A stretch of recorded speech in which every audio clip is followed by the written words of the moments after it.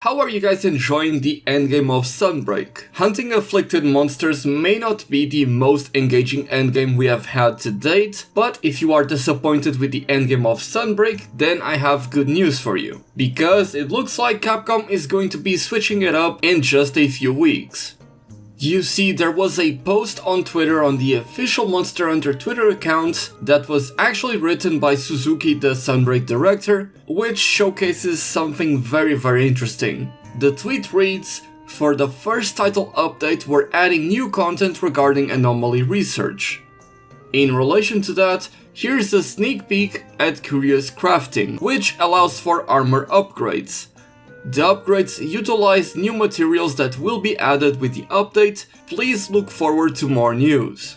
Now, I think pretty much everyone was expecting that as we got new title updates, we were going to be getting different types of anomaly materials, because if you are currently in the endgame of Sunbreak, you will know that not every monster is available to hunt in an anomaly quest. So most likely those will be added with future title updates, and that's where we'll be getting those new materials. Now, the interesting thing about this Curious Crafting, which is a new system that's going to be introduced, is that it shows us the Malzeno Braces armor piece, and here we can see that it is being augmented and it's gaining not only extra defense, but also blast attack level 1, which is a skill that is not present in the Malzeno Braces.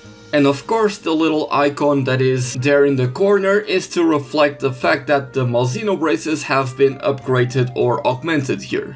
One other interesting note here is that the Japanese Twitter account has actually tweeted the same thing, however the image it shows is different. It still shows the Malzeno Braces, but it has different stats. It has +2 defense but -7 water resistance and +1 dragon resistance. And for the skills, personally I don't speak Japanese, but I believe that is also blast attack or fire attack level 1 and evade window level 1.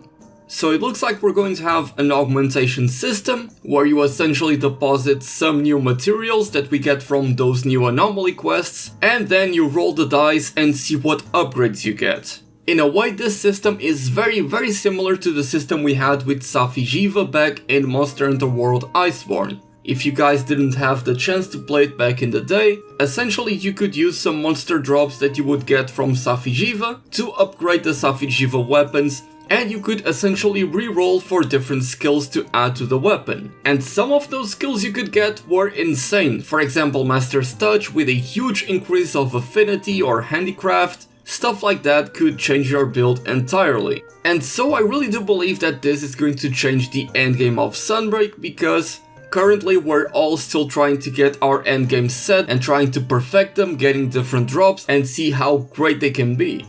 A very cool thing about Rise and Sunbreak is that because of the way talismans work, you aren't as reliant on RNG decorations to get the perfect build. So what ends up happening is that you have a template build that a lot of people will end up following, but if you are lucky and end up getting a powerful talisman, then you are able to change a few pieces around to make your set even more powerful.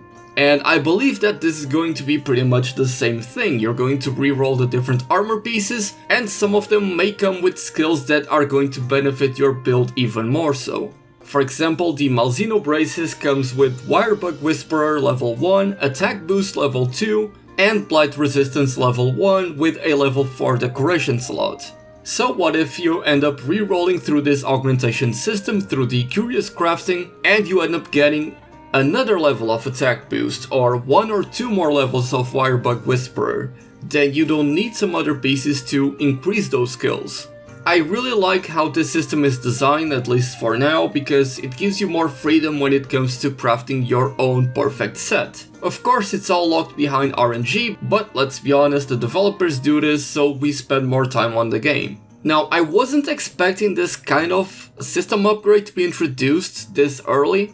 We still don't have a date as to when this is going to be released. However, there is going to be a World of Capcom panel at CDCC, which will take place on July 22nd. And there, Capcom has already revealed that there's going to be a showcase for Exoprimal, Resident Evil Village, and of course, more importantly for us, Monster Hunter Rise Sunbreak, and I expect them to reveal the release date of the new free title update, which was already scheduled to be released sometime next month, and that's when we're going to be getting Seething Basil as well as Lusu Nargacuga. But I don't know, I just didn't expect this type of system to be introduced this early into Sunbreak, because I feel like it's going to make it so that a lot more people are going to slow down on their grind, and the people that are crafting all their endgame sets or even the speedrunners are going to relax a little, because come a couple of weeks or 3 weeks from now we're going to be getting that free title update, and everything is going to change, and a lot of the pieces that we're farming for may not be all that important then.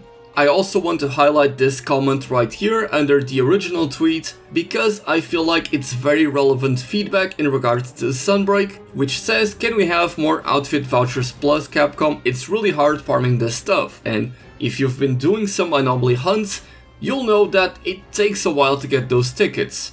And it would be really cool if you were able to get those tickets from somewhere else. Because, let's be honest, when you have such a small selection of monsters to hunt from, it's just not as much fun to farm those monsters over and over again just to get a new layered armor.